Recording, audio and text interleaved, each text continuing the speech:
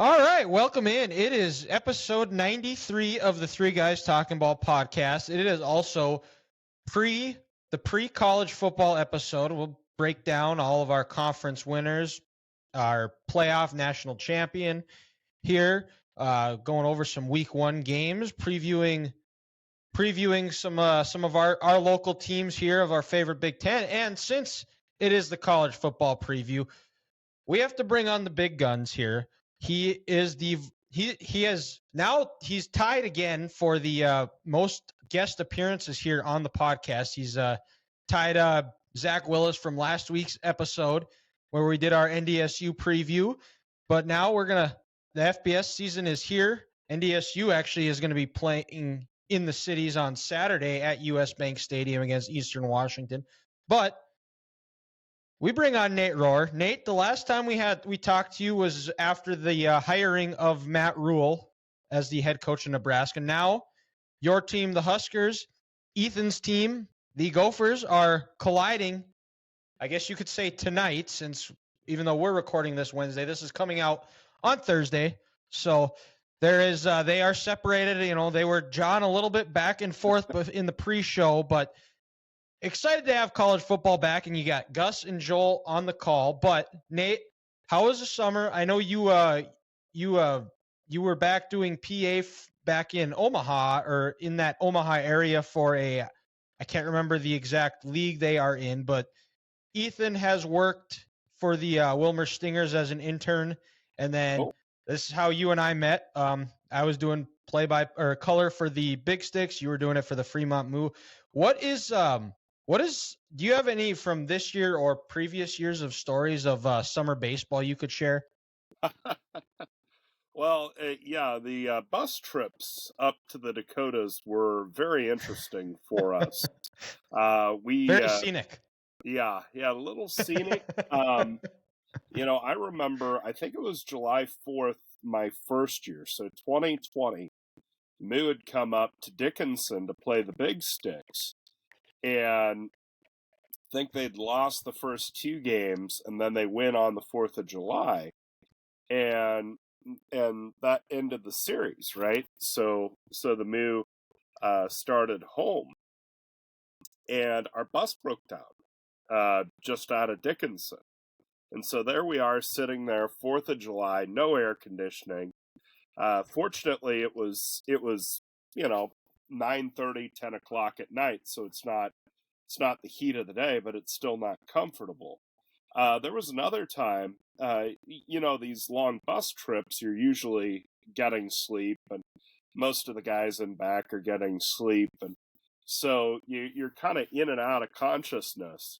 I forget where we were going. It might have been Dickinson, but we were going, it might have been Minot, but one of the North Dakota teams. We're on our way to play in North Dakota. And so we're busing through South Dakota, and there was a construction site. One of the highways was under construction. You can't get anywhere, west of just that I-29 corridor on an interstate. So we're going north on a state highway. It's under construction, and we're driving on a dirt road with a charter bus. And I wake up to this, and I'm like, oh my God, I'm going to be outside pushing here before too long. So those are my two travel stories. But yeah, this year I've been staying a little closer to home. I've been PAing with the Omaha Storm Chasers, the Royals AAA affiliate. Oh, very cool. So that's been fun. That's been nice. They play out in suburban Papillion.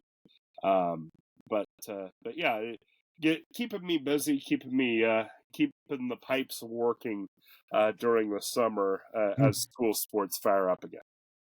Yeah, absolutely. And you talked about going on a dirt road or dealing with construction in North Dakota. There is a saying that North Dakota has two seasons, winter and road construction. Yeah. And it is very true. Well, the first one for you guys lasts about 9 months, so that's part of the problem. Yeah. And it's right now it's getting 90. It's been in the 90s lately. Been dealing with some smoke from the forest fires, but Sure. I'm more of a I'll take the heat because I've had jobs where I've had to work out in the cold Oof. in the winter and it's not fun. Give me the Yeah. heat all day. I'll sweat. I can take a shower. It's a lot harder to warm up for me. But Yeah. Yeah. I heard that. like I said, the last time we had you on, you were talking with the Matt Rule hire, and now I don't know if you've but I don't know if this has been you, Nate, but there's definitely some Nebraska fans that I have talked to up here is they've drank the Kool-Aid. They are convinced that Nebraska is going 12-0. They are going to go run the Big Ten, win it all. Now, are you in that camp? I'm not that far. Unfortunately, there are some deficiencies on this team, especially on the offensive side of the ball, that would keep me from going that far this year. But with that said, I think Matt Rule's done a lot of good. He's reinstilled a toughness about the program. He's emphasized toughness in the program.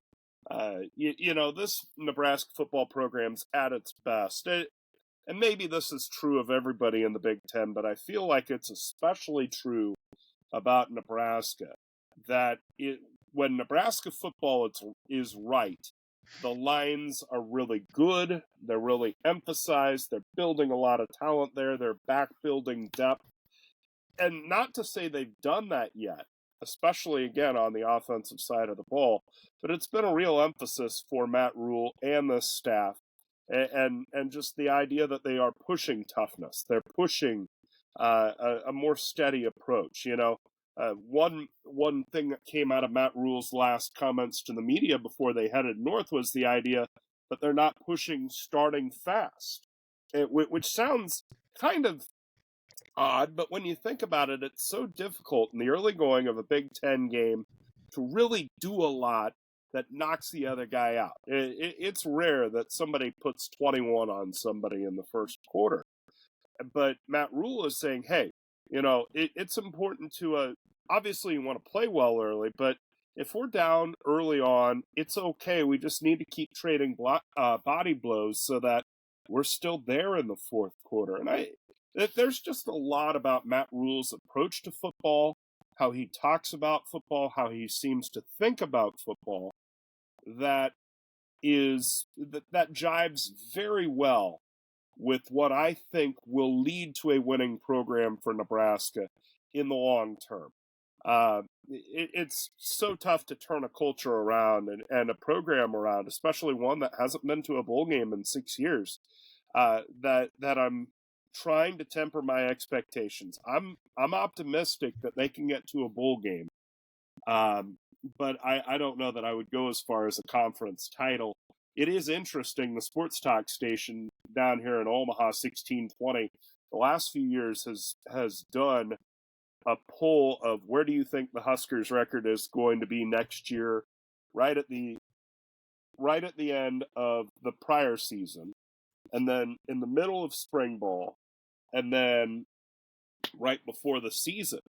And they have found, no matter how last year went, the prior year went, there's just this consistent curve where everybody who's a Husker fan gets a little more optimistic as the year goes on. And again, I don't know that that's necessarily unique to Nebraska fans, but it's certainly more pervasive among Nebraska fans. So I'm not surprised there are people up north drinking the Kool-Aid. Like I said, I think Matt Rule's going to do a lot of good at the University of Nebraska. And I think this is going to be an improved program, and we'll see that tonight. But I'm not booking my tickets to Indianapolis just yet. I'm at least going to wait till October 1st. Yeah. And so I guess we could go back here. Now, what are some of the differences now that you've had an off season of Matt Rule? Could you take us back to some similarities and differences from the when Scott Frost was hired to the first game to when Matt Rule got hired to where we are now? What are some of the differences that you've seen from the two head coaching regimes? I think Matt Rule's done a very good job of coherently laying out how he plans to win at Nebraska. And those plans, again, jive very well with what wins first at Nebraska and secondly in the Big Ten West as far as physicality, pounding away, being very fundamentally sound, not beating yourself. Whereas I think Scott Frost had really bought into the Oregon system of football, which is fast, fast, fast, fast, fast, fast, fast. Well, that leads to a lot of points in the best case scenario. But you're also giving up a lot of points. You're also making a bunch of mistakes. And that style of football can play in other conferences. It plays to an extent in the SEC. It plays probably better in the Big 12. But in the Big Ten Conference, as constituted, and especially with who you're going against in the West, it really left you susceptible. And unfortunately, Scott's, even though Scott was born and raised a Husker, it felt coaching-wise, the DNA was more Chip Kelly, and unfortunately, it was a bad fit. The air around the program, there isn't a honeymoon. Well, I'll back off that. Everyone was gaga when Scott Frost was hired. Everyone was talking, we're going to win national championships soon. We're going to win Big Ten championships soon.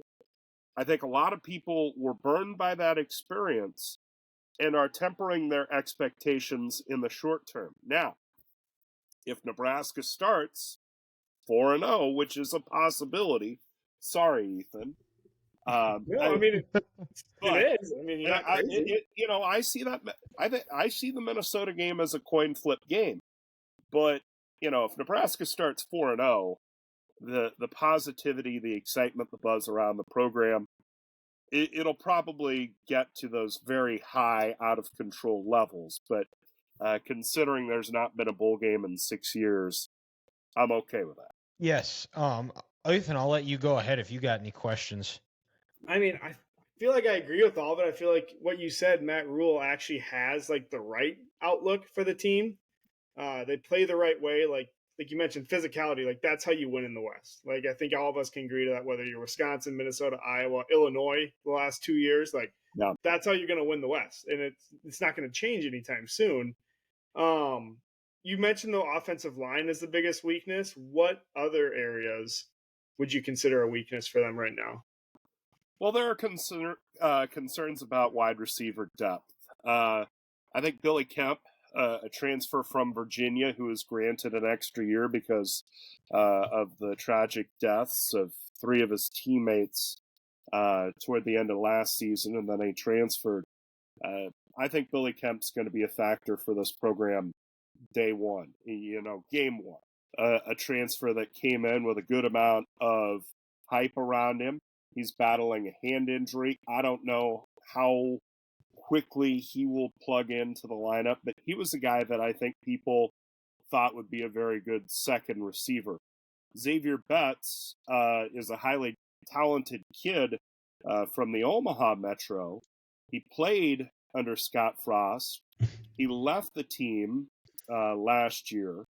He had returned to the team after spring ball, but he decided to leave the team in August and said that his heart wasn't in football, which is a shame because he's a highly talented kid, and he was a high 4-star coming out. Yeah, exactly. So I think wide receiver depth is going to be a real concern.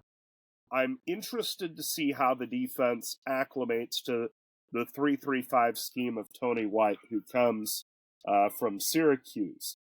I think they can play it, and most of the talk through fall camp has been the defense has had the upper hand, but it just feels like a different scheme. It's a very flexible scheme. I think it can work. It can shift down to a 4-2-5 pretty easily, and I think they have the people to run, and I'm just not entirely sure how it's going to look. I think they have the personnel, though, to where the defense can be pretty solid. I'm worried about the offense and its ability to score points. Again, the offensive line has questions. The wide receivers are thin.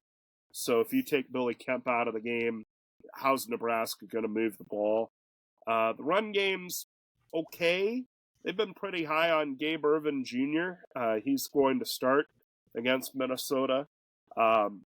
They've also said they want to rotate pretty aggressively. I think the tight ends are going to be pretty good. They have a kid in Thomas Fedoni who is an elite recruit out of Council Bluffs, but he's just been hurt his whole career. If he can come out and be healthy, that's going to be a real X factor for this team. And then, of course, the transfer Jeff Sims. It's a question.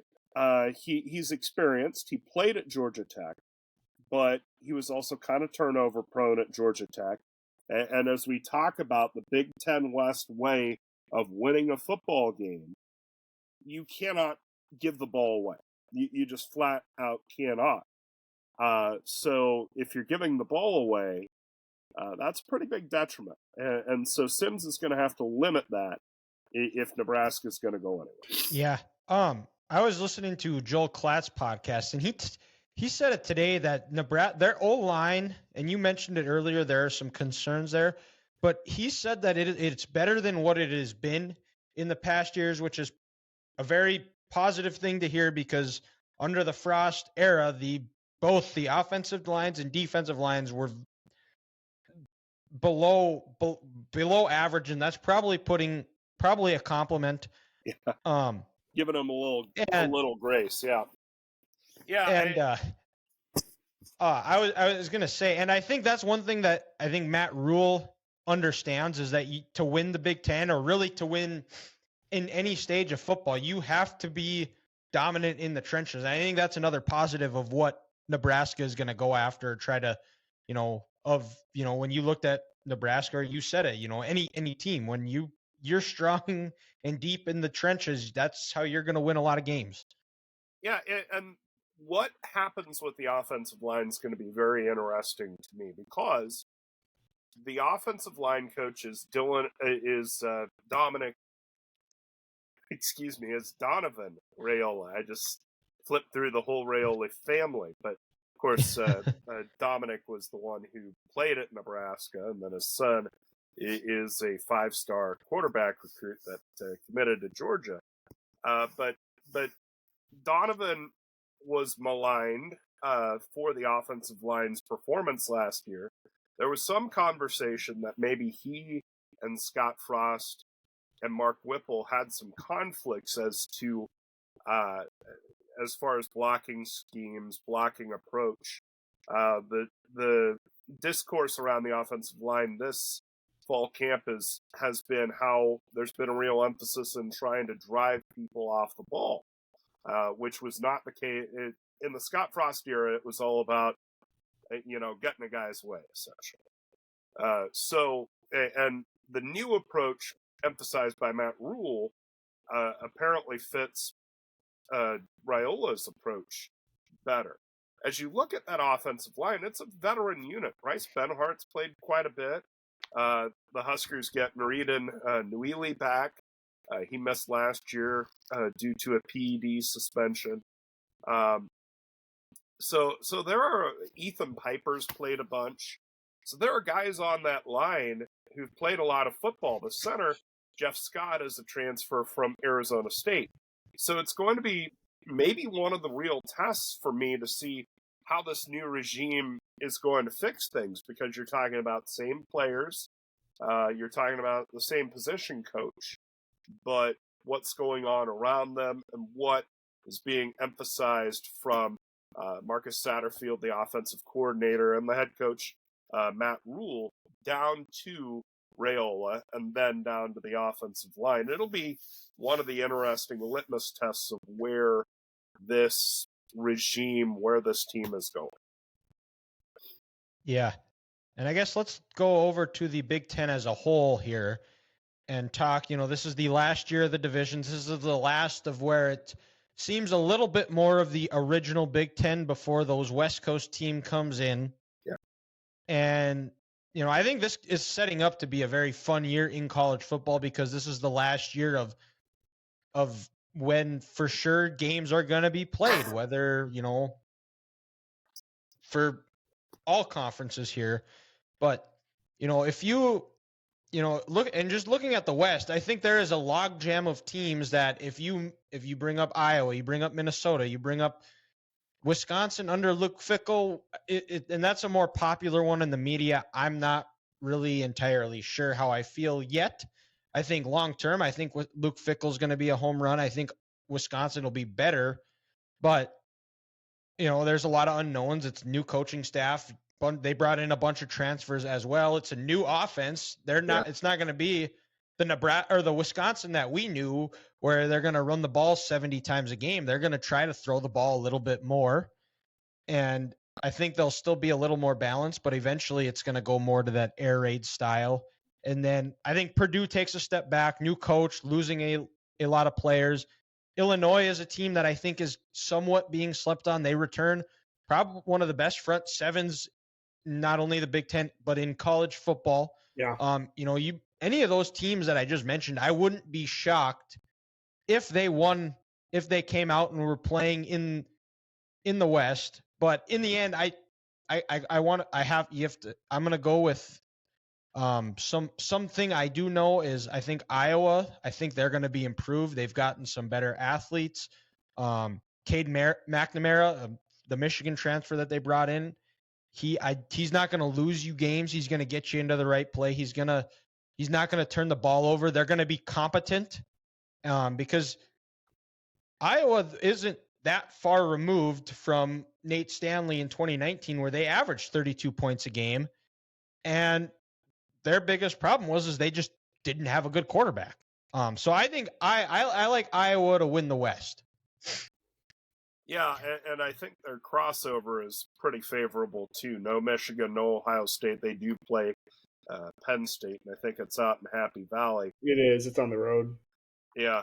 So I think you're right, though, in the idea that the West is pretty tightly packed, and especially that top half. If you tap out Purdue, Ryan Walters is a good coach, but like you said, they lost a lot. It's going to be a big culture shift. Defensive guy after an offensive guy, and then Northwestern's just a mess. So tap them out. Nebraska, first-year coach, a program that's struggled of late. They're I'm not going to say they're totally out of the West picture, but it's also a lot of things would have to happen and happen much quicker than I anticipate them happening. So now we're down to 4. And I think there are huge questions about all 4. Iowa may well be improved offensively. Boy, they can't get much worse. But at the same time, I mean, there are injury questions about McNamara. And I just don't know how much better Iowa is going to be offensively. Minnesota, big questions about them, having to replace a chunk of their offensive line, having to replace Tanner Morgan, having to replace Ibrahim. And schedule? Yeah, the schedule's not great. It's a brute. So there are questions about Minnesota. And then you look at Wisconsin, and you brought up the fact that they're not going to look like the Wisconsin that we're used to. And that'll be an ongoing transition. I think Luke Fickell's a really good football coach. I don't know if that hire's going to work out. And maybe it's my Nebraska PTSD working here in terms of the culture shift. And in terms of somebody coming in to an offense and to a culture that has been physical, run the football, and going, hey, let's sling it around. Because on one hand, I get that in the Big Ten we're all going to enter in next year. The Big Ten West way may not work. And the Wisconsin way was starting to kind of sputter and stagnate. But at the same time, it worked. And so the minute they struggle, the minute they have questions, issues, stub their toe, the offense isn't moving the ball, they go shotgun on 3rd and 2 and the pass falls incomplete. There are going to be questions. There are going to be, why aren't we doing what we've done that has worked so well for so long? And so I'm I don't know. Luke Fickell at Wisconsin's an interesting case to me because there are a lot of scenarios in which Luke Fickell works out well and wins. A lot of schools that he could have gone to, Power 5 schools, that he wins. But the idea that they're going to change Wisconsin's culture, I think that's a pretty tremendous risk that's underrated. Now it may work out. I mean, hey, they've got Braylon Allen. They should be able to run the ball this year at least. But I have questions about where that's going to go. So that leaves Illinois. And you're right. Of course, Brett Bielema, part of that family tree of Big Ten West football. There was a physicality. I think Bielema benefited from the physicality that lived in that program before. I don't know that Lovie Smith was ever going to win at Illinois, but I'm still marked by the 2019 game out there. Nebraska played on a Saturday night, 2019 against Illinois. They lost that game, but I don't know how many times I sat there and went, oh my God, they are hitting the crap out of us. They were as physical as anybody. And then you bring in a head football coach in Brett Bielema, who has won and has emphasized physicality and knows how to win in that general area. So it lines up pretty well for Illinois this year. And I just have so many questions. Iowa is guilty until proven innocent offensively. And I don't know what to think about Wisconsin. And I don't know that Minnesota has the horses to win it, especially after, Abraham and everybody else graduated. So long story short, I think the West is going to be really compelling, really hotly contested. I have a tough time setting in stone a prediction that I feel good about. Yeah, and Illinois' schedule, they play Penn State in the their crossover is Penn State and Maryland. They get Penn State at home. They go to Maryland, but I mean, I'd be shocked if Illinois upset Penn State. But I think the story of the Big Ten West since they've gone to that division is outside of a couple of years, they just beat each other up, and it's usually just the team with the least amount of losses ends up winning it. Right. Yeah. It's going to be no different this year. Yep. So, go ahead. I think you can rule out Northwestern and Purdue right away. Neither one of those guys have the horses. Unless Hudson Card goes like full Heisman, like Purdue's not going to win. Nebraska, they probably you could say they have the most talent in terms of like high school ratings, just recruits and general players. Like depending on how fast Rule can get those guys to buy in, get them to believe. Like they could be a factor, 100%. Anyone that says otherwise is just probably stuck in the old Scott Frost era still. Yeah. But Illinois, I just don't know what they have offensively. I'm not going to lie. They lose Chase Brown. They lose their quarterback. Like, that's a lot of firepower to replace right there, even with how great their defense is. Minnesota, like, they basically have to sweep the West to have any chance. Because when you go to Ohio State, you play home versus Michigan, you have a 90% chance of losing both those games at the best. Like, you're not going to have a better than a 10% chance either game. So that's even like Ibrahim, you mentioned it. He's gone. This offense is going to look so different than what it has the past 2-3 years with Morgan and Ibrahim behind us. But Wisconsin, I'm with Nate. I don't know what the hell's going to happen. Like they could sling it, they could look amazing, but at the same time, if they could look like shit. Like they could be the next Scott Frost. That offense doesn't fit what the Big Ten West is. We just saw that. So I mean, who the hell knows? Gun to my head, I'd probably pick Iowa. I think they might have the best. They have the best defense, I feel like, in the West. And McNamara just can't fuck it up. It's as simple as that. I feel like if he doesn't screw it up, like they're going to be fine. If he doesn't go full Petrus, there's probably a good shot they're gonna go because their crossover games are pretty damn favorable. Yeah, and not to mention, Ethan, on Minnesota's end too is all the culture problems that are going on within PJ Fleck's God program. God forbid. But that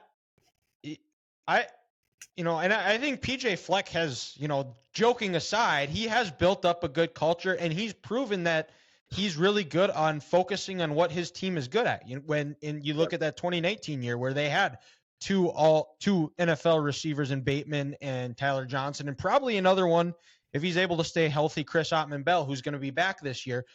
They threw the ball around the 30 field. times. And yep. So I mean, they can, but that's the hardest part with Minnesota is that schedule is nasty. Awful. It's awful. It's funny, and moving forward, we're talking a lot about this year, and naturally so. But it's going to be a real concern for me in the setup of this league and how they schedule. And we had schedules for next year, and they all got crumpled up and thrown away in the conference realignment. And especially now where it's the top two teams, no divisions, there's going to be so little consistency and so little continuity as far as scheduling that it may be your draw may determine whether or not you have a shot at the conference championship. I would like to see divisions come back. I mean, in an 18-team conference, there's just no way, in my opinion, you can schedule it in a manner that's fair to where you can sit there and say, these are the top two teams. And we have determined it pretty clearly that these are the top two. Like I said, it's going to be who draws Maryland, who draws Rutgers, who draws Indiana, who draws Northwestern and Purdue. I mean, and I don't think that's a very good way to determine a conference championship. I also think, divisions are the division championship is a nice secondary goal. As we sit here, Ohio State, Michigan, and Penn State are realistically the three teams that are going to win the Big Ten, right? Yeah. But, if you're sitting there as Nebraska, Wisconsin, Minnesota, Purdue, it's good to have that secondary goal of, hey, let's win the West. Let's win our side and get to Indianapolis. And so you don't have 16 teams just sitting there going, well, what are we playing for? So I hope the conference reconsiders, but all the discussion to this point has been that divisions will go away. Yeah. And I've also heard, too, that in 5 years that there's presidents that are talking that they don't see this sustainable. I'm kind of hoping it does, and I'd like to see, teams go back. But if they do stick with getting rid of divisions, I just hope it's not whoever does the Pac-12 scheduling goes over to the Big Ten scheduling, because that's how a conference dissolves.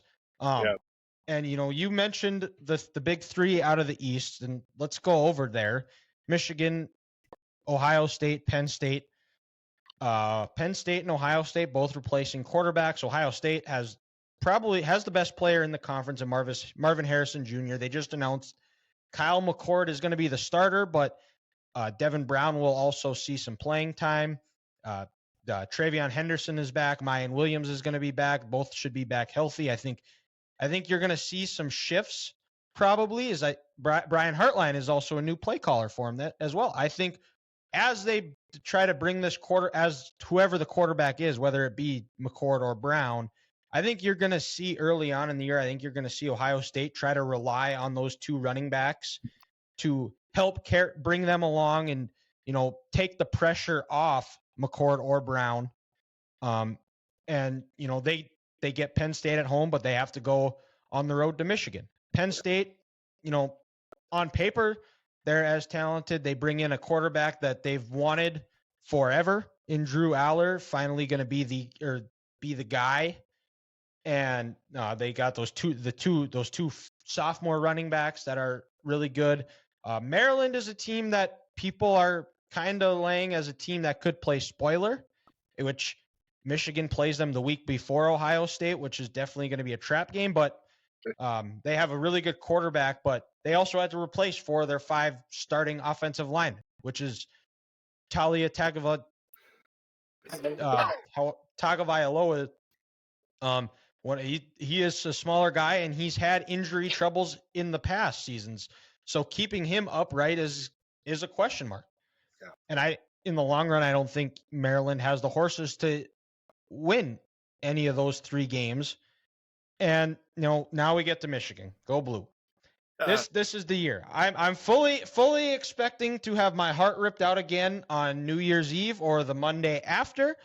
But this, they bring back J.J. McCarthy. They bring back Donovan Edwards, Blake Corum. They bring back Roman Wilson, Cornelius Johnson, Colston Loveland. The defense is loaded. There's other guys that they are very high on as well. Yes. We have some breaking news. Husker volleyball broke the world record for the longest crowd ever at a women's sporting event. 92,003 people. There it is. That's insane.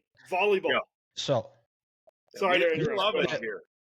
That's crazy for Nebraska athletics. Very cool. That is awesome that they did that. Very similar to grapple on the gridiron.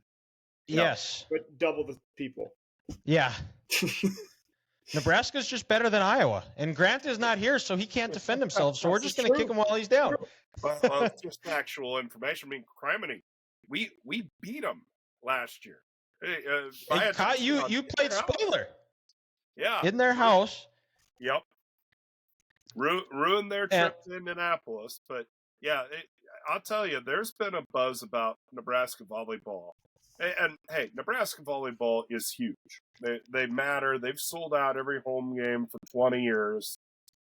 They've gone to a bigger arena, the Devaney Center, for the last 10. This is an even greater expression of how much volleyball means to the state. I mean, it's not like they sold $5 tickets here. You had to put $20 on the table to possibly not have a very good seat to watch a volleyball game. Wow. And I mean, it's a sellout. It's a sellout crowd, and it sold out in 48 hours. It wasn't like it even trickled or filtered in. It was 48 hours. It was a blink of an eye. Are they a revenue sport? Yes, they are. In fact, okay. They are the only women's Power 5 team, and I think the only women's team, period, in college athletics that turns a profit. That's once wild. You factor in ticket sales, the donations required to have the better tickets. It may be a deal where you can't get a season ticket for Nebraska volleyball without a donation. That's crazy. Yeah. All their games are broadcast statewide. 20 of them are on TV. It is an incredible machine, and tonight's a celebration of that. And it also celebrates how big volleyball is in the state, because, it's at all levels. It's not just Nebraska. Creighton's nationally ranked. Omaha was an NCAA tournament team. UNK is always very good. Midland, I think, was top ranked in NAIA. The high school programs are among the best in the country. So volleyball just means a lot to the state. Very cool. Yeah, very, very cool. Back to the Big Ten East, but I can't not. I think Michigan. I think they find a way to go into Penn State and win, and then I also think they beat Ohio State. Yeah. They go back to Indy for the 3rd year in a row. They beat Iowa and Michigan. They find themselves in the playoff again, and that's my Big Ten prediction. Yeah, I can't argue with that. I mean, they have the fewest questions. Like you said, they're the only one of the big three that brings back their quarterback. There's some bad energy in Ohio State right now. And having to replace a quarterback, you're going to have mistakes offensively that get people kind of turning their wheels against Ryan Day, which I don't think is terribly fair, but that's how fans work. And especially where Michigan has won that game 2 straight years, has gone to the college football playoff, is likely to do so for a 3rd straight year. I hear the rumble of a distant storm that's going to be showing up in November.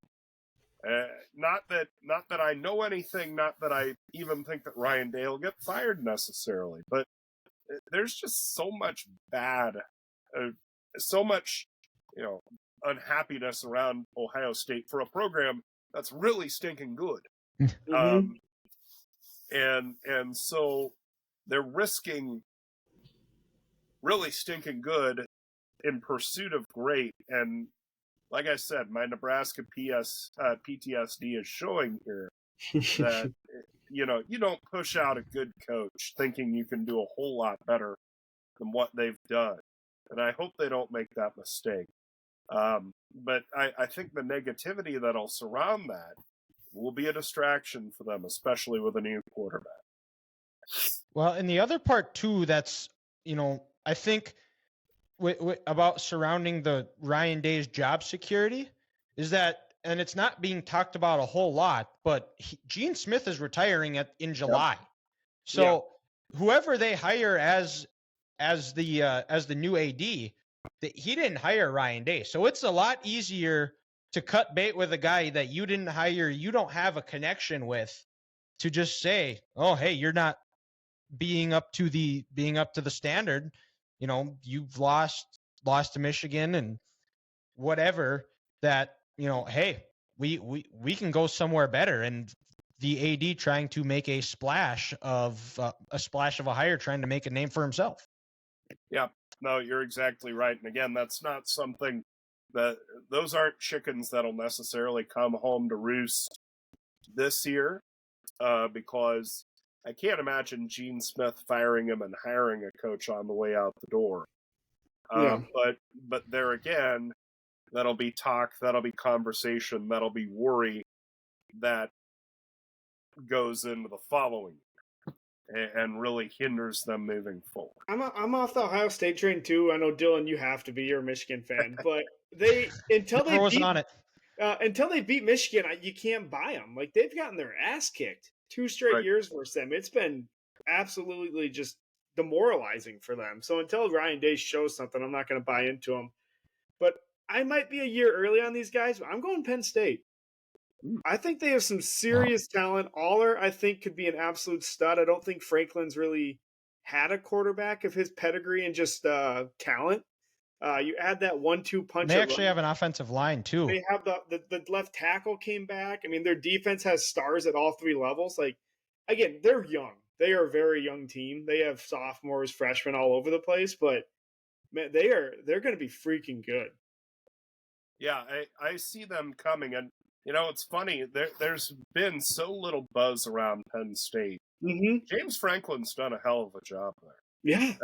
And you know what? Let's give a little credit to Bill O'Brien amid a situation that a lot of people, myself first and foremost, thought would be totally unmanageable, replacing Joe Paterno, settling down that program and that culture after, all that scandal.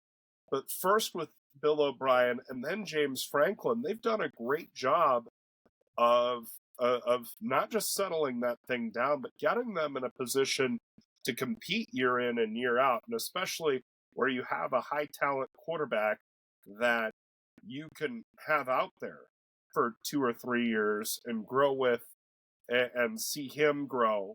And especially in this brave new world of the transfer portal, if he looks good, I'm sure there are receivers in the MAC and the American Athletic Conference that are going to go, hey, that dude could make me some money, to where Penn State next year could really be a thing. Ethan, I think you're right. It's a year early on the Nittany Lions, but that's a stock that's trending up. The Ohio State stock slowly trending down. Yeah. I took a shot in the dark. Why not? Yeah. Ethan is also the same guy that picked Utah to win the national title last year, so he's not afraid to make a bold prediction here. I'm not. So I got a bold one coming. You don't worry.